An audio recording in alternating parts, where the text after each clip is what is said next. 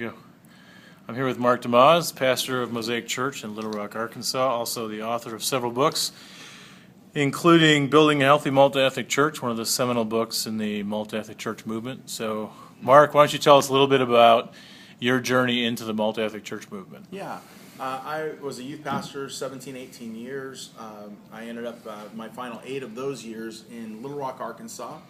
And I was predominantly, I always served in white churches, white suburban type churches, and all that. Never really thought too much about the segregation of the local church. Living in Little Rock, it's the second stop in the American Civil Rights Movement with the forced integration of Central High, different things like that. So bottom line, just in a nutshell, I became passionate to understand why the local church in America is so segregated. If the kingdom of heaven's not segregated, we have to ask ourselves a question: why on earth is the local church?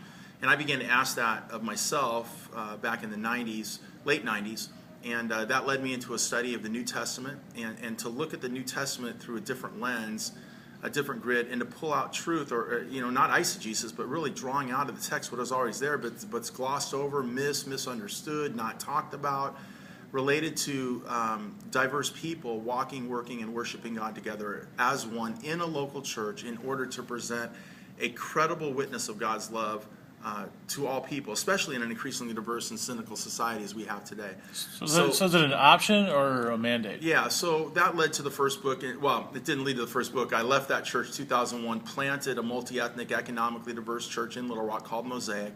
And 5-6 years into that journey, not because we were experts, but because there was I was being asked to put some things on paper that we were learning. But the critical thing I think that was needed at that point in terms of this was a theology, as you have biblical mandate, as it were, and from the New Testament. So basically, in that first book, and that's what you mentioned, a seminal whatever, but it provided the multi-ethnic church movement a strong theology and ecclesiology upon which to make its case. And what's cool about it is it's not eisegesis. Again, I mean, this is all biblical, and that Christ envisions the multi-ethnic church in John 17. Luke describes it in action at the church at Antioch in Acts 11. And then, of course, Paul, what I believe and what we show exegetically is he prescribes the multi-ethnic church throughout the book of Ephesians, and later on, and of course he writes in Romans. Basically, all of Paul's writings is speaking in many ways to these issues. And yet we just gloss over them. We somehow miss them. We don't want to talk about them. We don't know how to deal with them.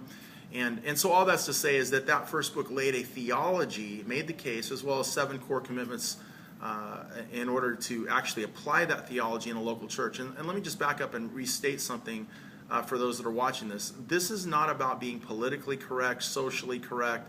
This isn't about my black brother, we're all friends. This is about being biblically correct for the sake or the advance of the very message of the gospel, that is God's love for all people, advancing a credible witness, a credible message of God's love for all people in an increasingly diverse and cynical society.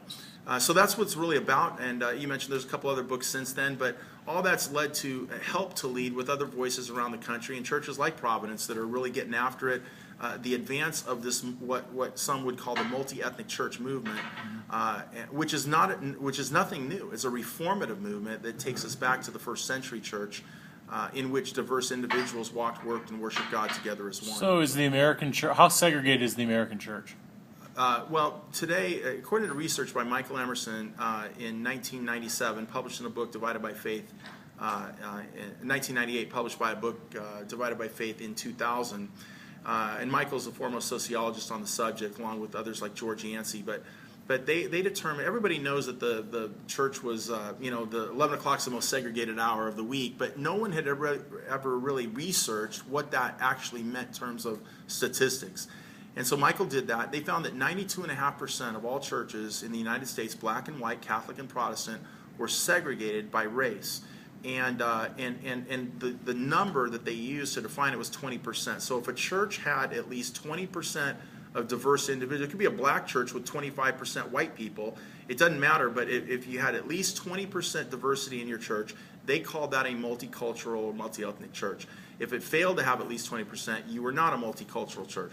Again, research in 1998, it showed that only 7.5% of churches throughout America, Catholic, Protestant, black, white, had at least 20% diversity. So 92.5% were segregated by race and class.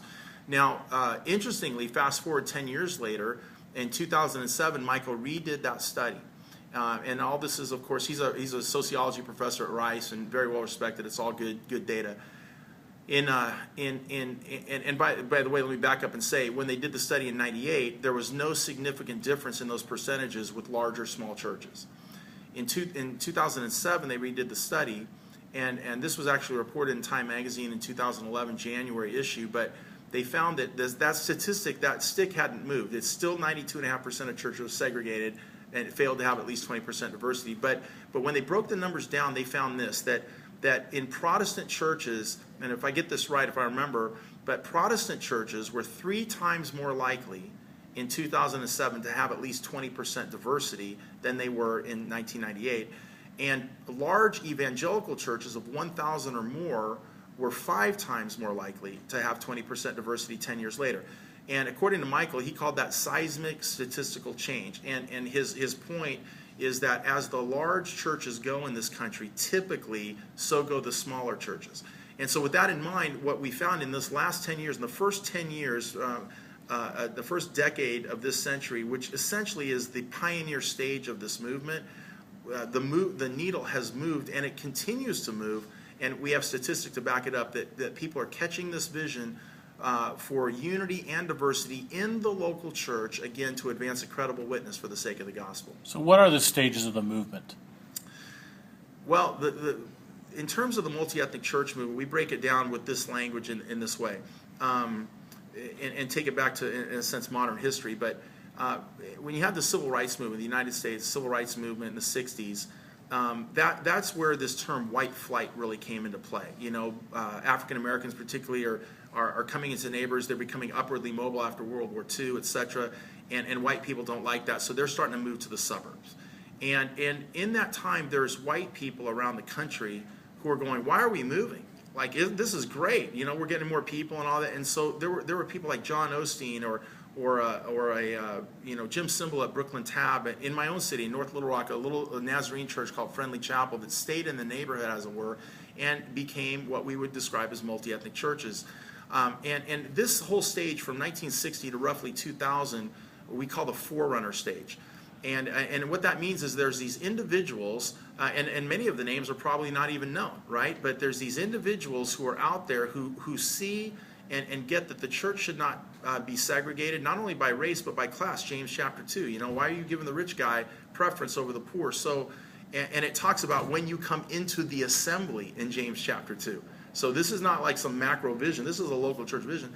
So people are getting it, but they're disconnected, they're isolated, and in many ways they don't understand or have a vision for something even greater than that.